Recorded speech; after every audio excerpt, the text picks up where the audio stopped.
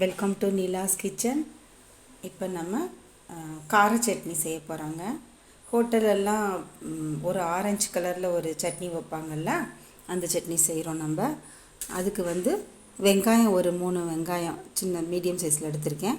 பச்சை மிளகாய் ஒரு 4-5 எடுத்திருக்கேன். வரமிளகாய் 3, தக்காளி 5, வெள்ளைப்பூண்டு கொஞ்சம், தேங்காய் ஒரு மூடி, பொட்டுக்கடலை கொஞ்சம். கடைசியாக இதெல்லாம் பச்சையாக அரைப்பேன், மல்லி கருவேப்பிலையை. வாங்க எப்படி செய்கிறதுன்னு பார்க்கலாம். இஞ்சி ஒரு சின்ன துண்டு, இது எல்லாமே போட்டு அரைச்சிடலாம். நம்ம எண்ணெய் அடுப்பில் ஊற்றி கடுகு உளுத்தம்பருப்பு போட்டுக்குவோம், கடலைப்பருப்பு போட்டுக்குவோம்,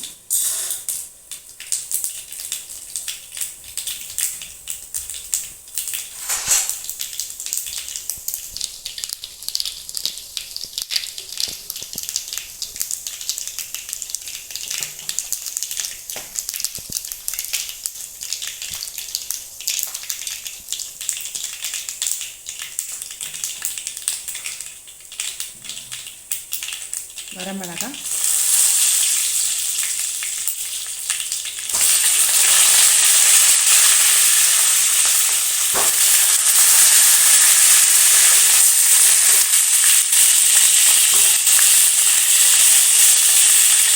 பச்சை மிளகாய்,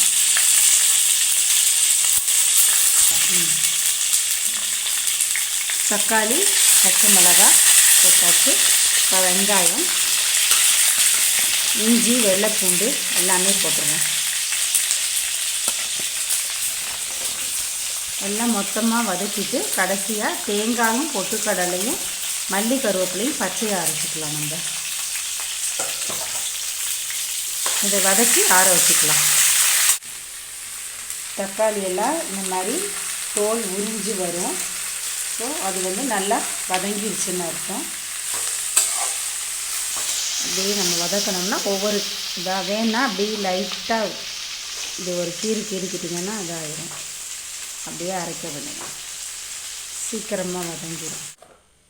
தேங்காய், மிளகாய், கருவேப்பிலை இதை ஒரு சுற்றிட்டு அப்புறமா மிச்சத்தை போடலாம்.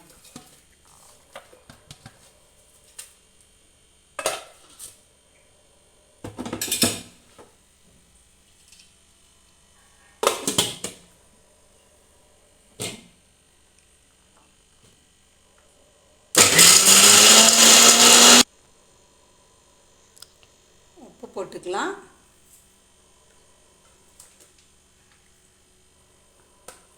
தக்காளி எல்லாம் கட் பண்ணியிருக்கேன். அப்படியே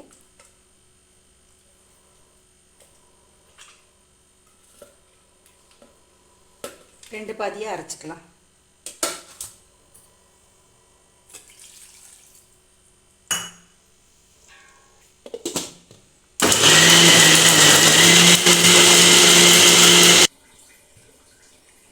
அரைச்சாச்சு, இன்னொரு பகுதி அரைச்சிக்கலாம்.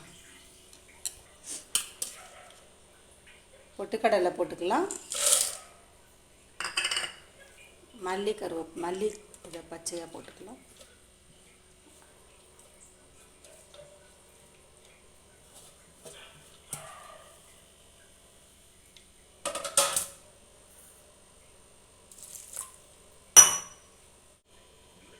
அவ்வளோதான், ரெண்டையும் ஒன்றா போட்டு கலந்துட்டு இப்போ ஊற்றிடலாம் பாத்திரத்தில்.